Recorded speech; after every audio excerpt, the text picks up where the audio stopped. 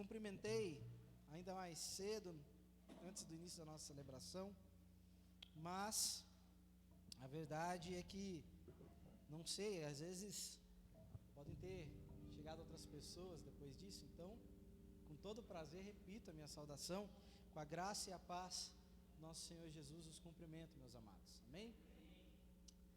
Queridos, ontem nós concluímos com o nosso pastor Adelino a série Viva para Servir. Espero que você, assim como eu, tenha sido incomodado por ela.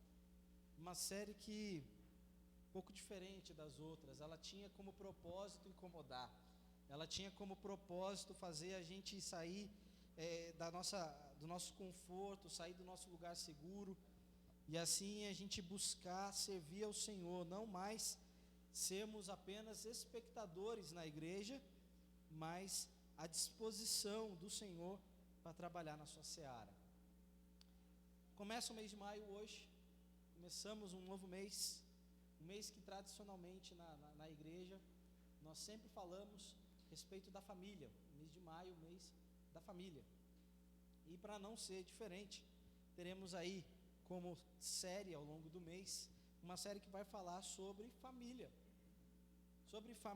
e também sobre felicidade, sobre alegria, tema também de uma série que tivemos em fevereiro e que continua a ser ministrado aos nossos corações através da escola bíblica da série que também está abordando a carta aos Filipenses. Então, nós reunimos dois pontos que somos já acostumados e unimos esses dois pontos. A família feliz é fato ou é fake? Essa pergunta, ela faz sentido a partir do momento que a gente começa a olhar ao nosso redor, né? Já falei outras vezes aqui, me desculpem ser um pouco repetitivo, mas nós pertencemos a uma sociedade, a sociedade brasileira, onde a felicidade, onde a alegria, ela é tida como característica, como marca, como identidade. Nós somos reconhecidos lá fora, né, pelos outros povos, como um povo feliz, como um país cujo povo é feliz. Nós somos reconhecidos pelo nosso sorriso, pelas nossas risadas fáceis de serem arrancadas. E a verdade é que isso é uma construção de imagem que acaba entrando em oposição aos fatos, à estatística. Porque a estatística vai nos dizer, as pesquisas vão nos informar que somos hoje um dos países com um dos maiores índices de depressão. Somos também um país campeão, né, um dos melhores colocados num triste ranking, num ranking muito infeliz, que é o ranking dos suicídios. Nesse ranking lamentável, nós estamos lá muito bem posicionados como país. Então, como combinar as coisas, como elas podem fazer sentido, como podemos ser um povo reconhecido pela sua felicidade, mas ao mesmo tempo tão marcado pela depressão, pela perda total de esperança, pela desolação, pela perda de perspectiva, de futuro, que leva a um ato de desespero. Como então entender isso? Por sermos reconhecidos, temos esse traço cultural, nós ligamos a nossa TV e nós enxergamos ali apresentadores, artistas, atores, atrizes que só faltam costurar os lábios em cada orelha, porque eles não desmontam aquele sorriso de jeito nenhum. É uma alegria assim, extasiante, é uma coisa assim fora do normal. Se você parar para assistir os nossos programas de televisão, você fica, nossa, que povo feliz. E aí você pensa, deve ser, porque ganhou muito bem. Mas por trás daquela máscara de felicidade, quantos não estão aí entregues à depressão? Quantos não estão caminhando sem rumo, sem sentido na sua vida, se sentindo solitários ao mesmo tempo que estão a todo momento cercados de pessoas? Então, por isso é que se faz urgente mais uma vez falarmos da felicidade. E agora, aproveitando o mês de maio, falarmos da felicidade em família. E nós aqui discutimos o tempo todo família sob duas perspectivas. A nossa família na fé, a nossa família promessista aqui na IAP Vila Helena, e a nossa família de sangue nas nossas casas, nos nossos lares. E todo tempo aqui na igreja nós falamos das nossas duas famílias. Hoje nós vamos falar a respeito de um texto que tem como base a família na fé. Mas nós também vamos tentar dali tirar paralelos para buscarmos instrução na palavra para nossos lares, para as nossas famílias dentro de casa. Nós vamos falar mais uma vez. Ano passado eu também preguei exatamente sobre o mesmo tema e quis o Senhor me colocar novamente para pregar esse tema esse ano. Nós vamos falar sobre a carta a Filemon, a história de Onésimo e Filemon. Eu acho que vocês podem se lembrar desse nome, porque na última mensagem eu repeti ele a todo momento. Me cansei de falar Onésimo, Onésimo, Onésimo, Onésimo. E aí nós temos a missão de falarmos novamente sobre ele. E poderemos ver, pôr à prova, o que é a renovação da palavra a cada vez que a escutamos.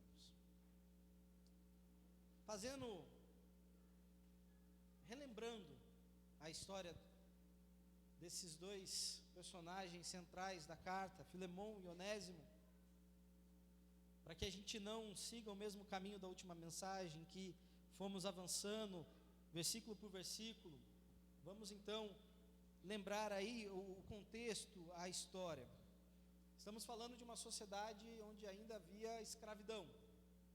Escravidão era ainda uma realidade. Você podia nascer escravo, filho de pais escravos, ou você poderia se tornar um escravo ao longo da sua vida.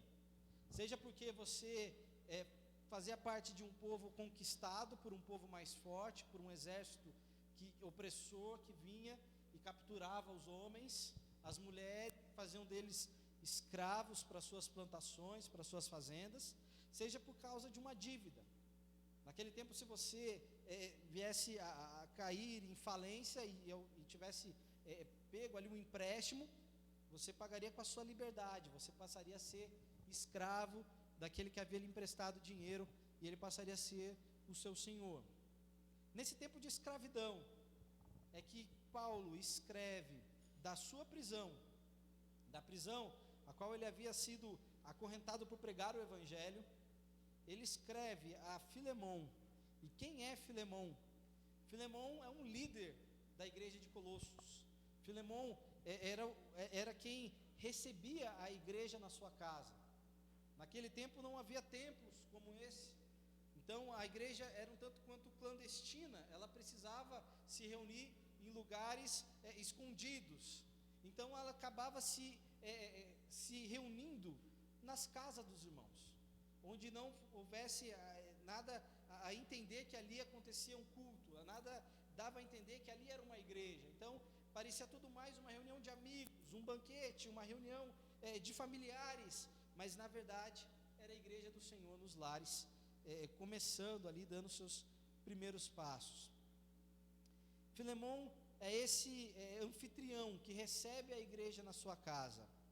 Filemon era certamente um homem de posses, um homem rico, com uma grande casa para receber toda a igreja e ter ali a igreja como hospedada na sua casa.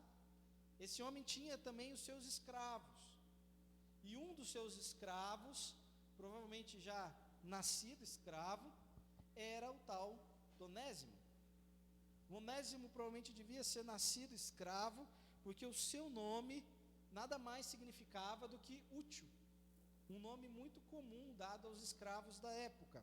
Nascia um menino escravo, qual nome vamos dar para ele? Nada mais justo, já que ele é só um escravo, chamar ele de útil, porque para mim ele é só uma ferramenta, para mim ele é só um objeto, ele não tem valor, ele é um escravo. E Onésimo certamente em algum ponto da sua vida, já cansado do peso da escravidão, do jugo, ele então resolve fugir. E na sua fuga, ele furta o seu senhor, ele leva bens do seu senhor para poder ter como começar uma nova vida. E Onésimo consegue escapar de Colossos e ele vai para bem longe. Então provavelmente ele roubou uma boa quantia do seu senhor, porque viajar naquele tempo não era barato. E ele viaja para a cidade de Roma, a maior cidade do seu tempo. Porque para um fugitivo, nada melhor do que uma grande cidade para se esconder. Nada melhor do que se perder no meio da multidão. Mas eu acho que o dinheiro desse Onésimo uma hora acaba. Uma hora, tudo aquilo que ele havia furtado, ele havia gasto para chegar até Roma, uma hora esse dinheiro acaba. E aí Onésimo acaba sendo novamente preso, provavelmente roubando novamente. E ele é colocado na mesma prisão que o apóstolo Paulo. E lá, é claro, próximo a Paulo, ninguém escapava. Ele pregava a todo mundo que chegava perto dele. E Paulo prega para Onésimo, e Onésimo recebe, aceita o evangelho. E dali em diante a sua vida muda. Ele que provavelmente era um escravo, apesar do nome inútil, um escravo meio que sem felicidade, meio sem alegria na vida, meio perdido na vida, esse Onésimo passa então a ser útil a Paulo, ele passa a ser um companheiro de evangelho, ele passa a ser um irmão amado, ele passa a ser benquisto, ele passa enfim a ser valorizado. Ali naquela prisão, Onésimo finalmente conhece a felicidade. Mas Onésimo parece ter sido encaminhado para uma vida de um tanto de dores, de um tanto de sofrimento. Porque ao lado de Paulo havia Epáfras, fundador da igreja de Colossos. Epáfras provavelmente conhecia Onésimo daquele tempo, reconhecia-o como o escravo de Filemão. E Epáfras, conversando com Paulo, eles certamente chegam ao consenso de que o melhor a se fazer, Onésimo cumprindo a sua pena, sendo liberto, seria encaminhá-lo novamente para o seu senhor Filemão. Então, Onésimo, ele precisa agora voltar para o seu senhor, para Filemão, e o seu medo é muito grande, porque ele sabe que ele está passível da morte. Ele sabe que a pena para um escravo fugitivo era morte. Isso não podia ser tolerado numa sociedade que vivia da escravidão. Que exemplo daria para os demais? Como Filemão poderia recebê-lo novamente sem exigir preço, pagamento pela sua fuga com a sua própria vida? Como Filemão poderia reagir à sua volta, sabendo que tinha outros escravos a olhar o que ele iria tomar de decisão, o que ele iria fazer? Então, como Filemão vai reagir à volta de Onésimo? Isso certamente pesava sobre a cabeça dele a todo momento. É por isso que Paulo escreve a carta a Filemão, para interceder por Onésimo, para que ele pudesse ter uma chance, para que ele não tivesse um destino cruel, um destino amargo. Ele agora tinha enfim conhecido a felicidade na sua vida, ele enfim havia sido alcançado pelo evangelho. Como então explicar para ele que agora ele deveria se entregar à morte nas mãos do seu senhor? Como voltar para a casa do seu senhor, sabendo que corria o risco para pagar pela sua vida? É por isso que Paulo escreve a carta a Filemão. E na carta a Filemão, nós temos ali algumas lições muito importantes para que nós venhamos a extrair dela. Paulo pede o perdão de Filemão, para que Filemão perdoe Onésimo, para que Filemão mostre graça, porque Filemão também tinha um nome muito curioso.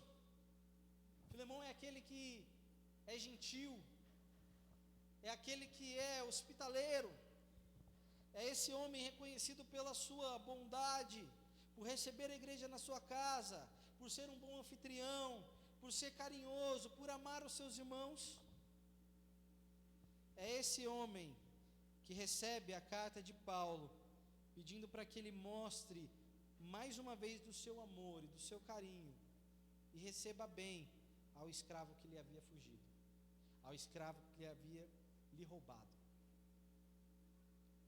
É por isso que nós lemos essa carta de um capítulo apenas, 25 versículos, e eles podem nos falar a respeito de algumas circunstâncias, alguns pontos que nós devemos destacar para o nosso aprendizado.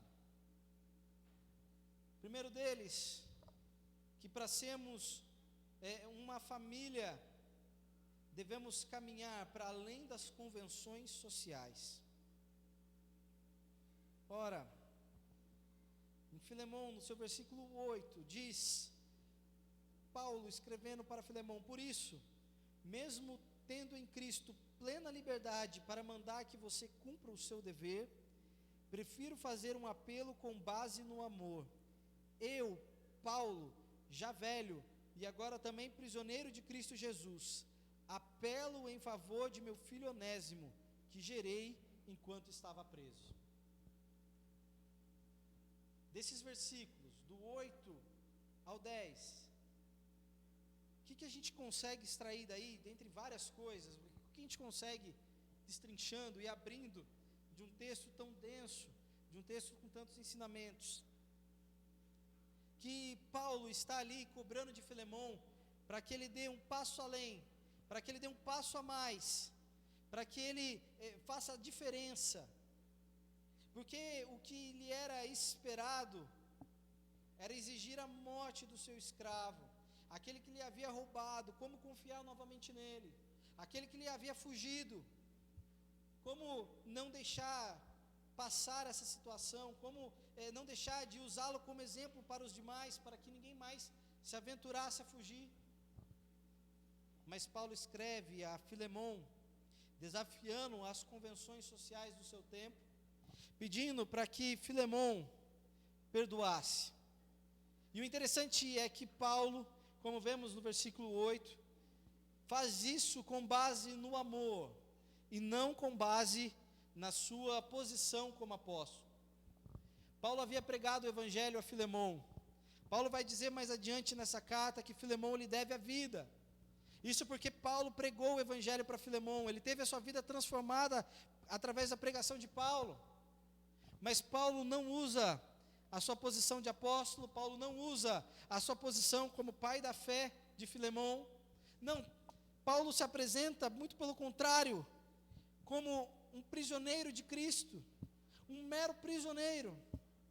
Muito pelo contrário, não como um homem forte, poderoso, mas como um homem já velho. Eu, Paulo, já velho, e agora também prisioneiro de Cristo Jesus. Paulo não usa da sua carteirada. E olha que Paulo teria todas as condições de apresentar uma bela de uma carteirada. Mas ele não usa, você sabe com quem você está falando? Não. Paulo fala com Filemão com humildade, fala com Filemão com base no amor, como diz no versículo 9. Paulo quebra a relação que havia entre ele e Filemão. Ele não usa da sua autoridade para convencer a Filemão. Da mesma forma, nós vemos Paulo, cidadão romano, se importando, intercedendo em favor de um escravo, provavelmente nascido de pais escravos, um homem a qual a sociedade não dava nenhum valor. Ele, cidadão romano, poderia ser vaidoso, poderia ser arrogante, mas intercede por esse escravo. Por último, nós vemos a relação entre o Senhor e o escravo. Nós vemos que para sermos uma família na fé, nós precisamos deixar de lado as convenções sociais escritas pela sociedade, aquilo que a sociedade prega como hierarquia. Em Cristo Jesus, em uma família na fé, nós quebramos isso e somos irmãos uns dos outros. No nosso tempo, não há de haver carteirada entre o ordenado, o líder de ministério e os demais membros. Na nossa família não há espaço para isso. A exortação precisa ser feita com base no amor. A orientação precisa ser passada com todo respeito e com todo cuidado. Da mesma forma, dentro das nossas famílias, não há espaço para abusos, para exageros. O pai, a mãe, precisa tratar os seus filhos com respeito. A autoridade precisa ser exercida com base no amor. É preciso ter cuidado para que posições de poder, posições de autoridade, não nos façam esquecer que somos todos filhos de um único Deus. Ele também escreve no versículo 18, que se Onésimo prejudicou a Filemão em algo, ou lhe deve alguma coisa, ponha na minha conta, eu, Paulo, escrevo de próprio punho, eu pagarei. Paulo passa uma nota promissória, ele assume as contas de Onésimo, ele assume a responsabilidade pelo erro de Onésimo, ele vai pagar a Filemão, caso seja necessário, o prejuízo que ele tomou. Paulo está disposto a fazer tudo o que ele pode por Onésimo. É por isso que nós temos que entender que para uma vida em família, nós precisamos ir além das ofensas pessoais. Filemão precisava aceitar, assumir o prejuízo de receber um escravo fujão novamente, um escravo ladrão, um escravo que havia lhe feito mal como Senhor, que não era digno da sua confiança como Senhor. Ele precisava assumir o seu prejuízo e precisava perdoar a Onésimo. Paulo espera isso dele. E a gente vai ver que para conseguirmos caminhar em família, para a gente conseguir ter convivência em família, é necessário, muitas e muitas vezes, assumir prejuízo. A gente tem uma educação de não deixar nada passar. A gente não pode tomar prejuízo, a gente não pode deixar passar nada, a gente precisa estar sempre se impondo, porque esse mundo, ele parece a todo momento uma guerra, a todo momento parece haver uma luta entre as pessoas, a todo momento parece um tentando tomar vantagem do outro, e a gente aprende desde pequeno que a gente precisa se impor, que a gente precisa brigar pelos nossos direitos, que a gente precisa fazer valer a justiça ao nosso favor. É essa a lógica do mundo. Mas, na lógica do Evangelho, muitas e muitas vezes, pelo amor, é preciso assumir prejuízo, é preciso perdoar. Não perdoar apenas quando existe um pedido de perdão, não apenas quando existe uma reparação, mas perdoar mesmo carregando prejuízo, mesmo não sendo reparado, mesmo não recebendo o pedido de desculpas. É preciso perdoar. Afinal de contas, como disse, muito tempo atrás, Martinho Lutero, nós somos todos onésimos. Todos escravos do pecado. Todos fugitivos de Deus. Todos nos afastamos do Criador no meio dos nossos pecados. Fugimos. Fomos para longe para não sermos encontrados. Demos grande prejuízo, porque o nosso pecado custou muito caro. Porque o nosso pecado foi um grande prejuízo. O nosso pecado só podia ser pago pelo sangue de um inocente. O nosso pecado só podia ser pago pelo Cordeiro Imaculado. Esse é o custo do nosso prejuízo, de termos fugido de Deus, de afastados dEle, entregues a uma escravidão pelo pecado. Mas fomos alcançados pela graça do nosso Deus, perdoados, e nunca poderíamos pagar o preço pelo nosso prejuízo, nunca poderíamos pagar o preço dos nossos pecados. Simplesmente fomos alcançados, perdoados pelo nosso Senhor. Por isso somos todos onésimos. Por isso seguimos um caminho onde éramos escravos e agora somos irmãos. Versículo 15 diz que talvez ele, Onésimo, tenha sido separado de você, Filemão, por algum tempo, para que você o tivesse de volta para sempre. Não mais como escravo, mas acima de escravo, como irmão amado. Para mim, ele é um irmão muito amado, e ainda mais para você, tanto como pessoa, quanto como cristão.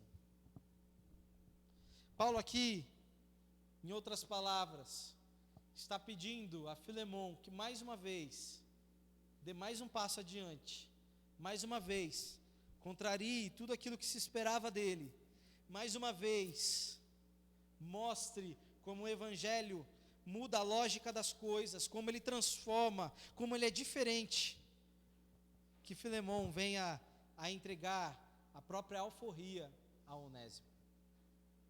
Paulo espera de Filemão que ele não receba a Onésimo como um escravo novamente, mas agora como um irmão amado. E pense, o que seria para Filemão fazer isso? Ele, senhor de escravos, que recado ele passaria, que exemplo passaria? Os demais não procurariam o Evangelho, não procurariam aceitar o Evangelho, a pregação, apenas para conseguir a sua alforria, apenas para conseguir a sua liberdade e poder seguir a sua vida? Será que ele não passaria um recado de que valeu a pena fugir, de que valeu a pena roubar, porque basta aceitar o Evangelho, porque aí o senhor de escravo não mais pode tratá-lo como escravo, agora ele precisa recebê-lo como irmão? Como Filemão seria visto por outros senhores de escravo, por aqueles com quais ele tinha que provavelmente negociar, praticar do comércio, se relacionar na sociedade? Certamente, para usar mais uma vez uma palavra da moda, ele viria a ser cancelado se ele fizesse isso.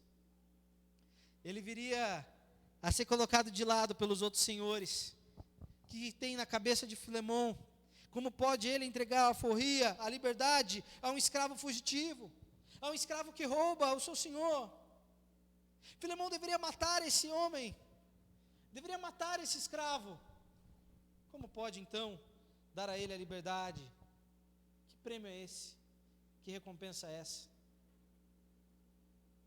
Mas Paulo está dizendo a Filemão que eles estiveram separados por algum tempo. Por algum tempo Onésimo fugiu, esteve longe, mas agora ele vai receber Onésimo não mais por um tempo, mas para sempre, por toda a eternidade, porque juntos vão caminhar para a vida eterna. A sua relação não seria mais limitada a esse tempo, a este mundo, a uma relação de senhor e escravo, mas irmãos na fé caminhariam juntos para uma vida nova, uma vida em eternidade. Por isso, não faria mais sentido a Filemon manter a Onésimo como um escravo. Eles agora eram irmãos na fé, filhos de um mesmo Deus, um mesmo Pai.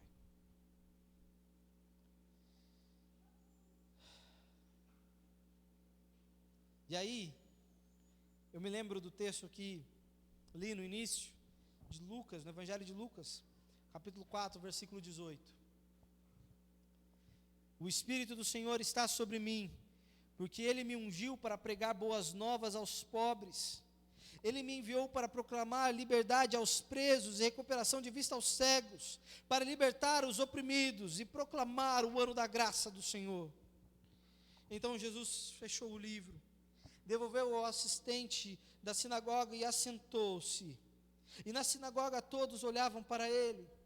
E ele começou a dizer: hoje se cumpriu a escritura que vocês acabaram de ouvir. A liberdade que existe na família de Deus é a liberdade que temos em Jesus. Ele pagou o preço pelos nossos pecados. Ele pagou o preço para nos libertar da escravidão do pecado. É por isso que eu e você temos hoje paz com Deus. Porque até o sacrifício de Jesus, nós estávamos em guerra, em luta.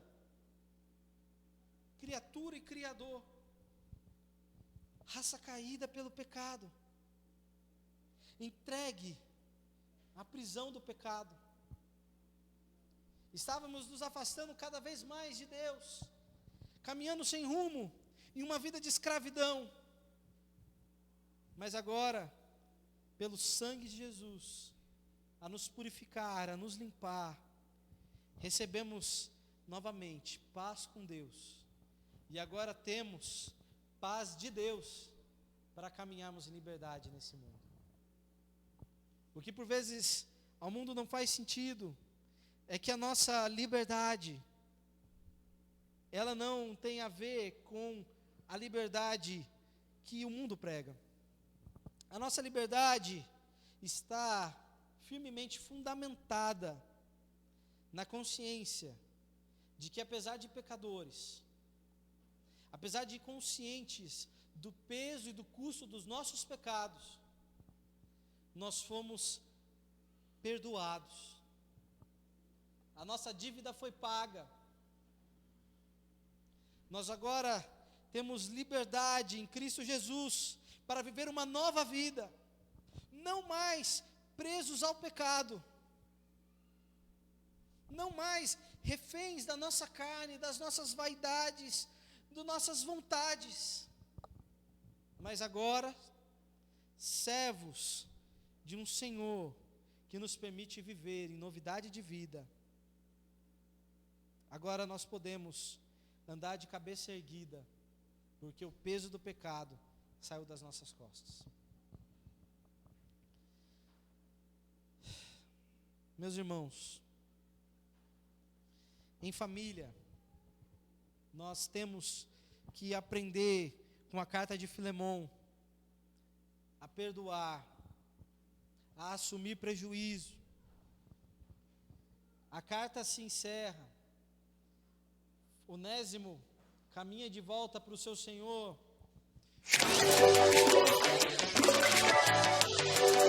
A tradição que Onésimo é recebido por Filemon e é perdoado pelo seu Senhor, recebe a alforria, é liberto da escravidão e é reconhecido pela tradição da teologia como o bispo, o pastor, o presbítero da igreja de Bereia. Este escravo, inútil, este homem sem rumo, um homem vazio, uma vez alcançado pelo Evangelho, ganha um novo sentido para a sua vida, ganha enfim, a felicidade, conquista a felicidade, volta para o seu Senhor, é perdoado pelo seu Senhor, passa a viver em liberdade, e agora, vivendo na liberdade com o Senhor, ele então passa a ser um líder da igreja do seu tempo, passa a ser respeitado por toda uma comunidade, passa a ser amado como um irmão, e é uma figura, uma pessoa importante na história da igreja, um dos fundadores da igreja na antiguidade, o bispo da igreja de Bereia. Meus irmãos, não há como caminhar em comunidade, em família, sem aprendermos a perdoar. É impossível, não dá. Não dá porque a convivência gera atrito, é inevitável. Cada um com a sua forma de pensar, cada um com a sua forma de enxergar as coisas, cada um com os seus valores que carrega de casa, de berço, cada um com os seus princípios, e aí você se reúne numa grande família aqui na fé, e aí certamente, em algum momento, as diferenças vão aparecer, e a chateação e a mágoa vão se levantar, e aí nós seremos testados pela palavra. Nós caminhamos neste mundo numa verdadeira jornada de provação, de testes, em que somos construídos pouco a pouco, ganhamos maturidade, ganhamos conhecimento na fé, nos tornamos cristãos melhores dia após dia, porque somos forçados pelas circunstâncias a aprender. E uma das coisas que temos que aprender muito cedo, em igreja, em família, é perdoar. Perdoar assumindo prejuízos, não perdoar apenas quando existe uma reparação, quando existe um gesto de humildade por parte da parte que ofendeu, pedindo perdão, não. Perdoar mesmo quando não há o pedido de perdão, perdoar mesmo quando o prejuízo ainda existe, quando ele ainda precisa ser carregado, quando ele ainda precisa ser pago. Perdoar com base no amor e não na reparação, e não porque as coisas se consertaram. Perdoar mesmo quando as coisas ainda estão quebradas, perdoar mesmo quando as coisas ainda não estão boas. Saber perdoar, é isso que nós aprendemos na carta a Filemon, e é isso que nós trazemos hoje para a nossa realidade em igreja. É isso que você precisa carregar na sua casa, no seu lar, porque lá ainda mais, no dia a dia, todo o tempo junto, circunstâncias certamente aparecerão, em que vão haver divergências, em que vão se discordar, em que não se vai entender, em que não se vai se compreender. Mas por quê? Por que falou isso? Por que fez isso? Por que agiu assim? Mas é preciso perdoar com base no amor, não pela lógica do mundo, não pela lógica da reparação, não pela lógica que espera sair dali com a razão, sair com aquele sentimento de que eu venci, eu provei que ele estava errado, ele veio aqui me pedir desculpa, ele teve que se humilhar. Não. Perdoar, dando o primeiro passo, perdoar, quando mesmo não existe um pedido de perdão. É preciso, irmãos, é preciso. Convidar você nesse momento, a se ajoelhar, junto comigo, para buscarmos o Senhor, para nos tornarmos mais humildes, deixarmos de lado a vaidade que cada um carrega consigo, para a gente poder perdoar com base no amor, para a gente deixar a nossa vaidade, o nosso gosto, a nossa vontade para ser reparado, para receber aquela coisa de que eu venci, que fulano estava errado e teve que admitir. É preciso mais amor, é preciso graça, a mesma graça que recebemos, todos onésimos, precisamos também ser todos Filemon. Então dobremos nossos joelhos e oremos ao nosso Deus.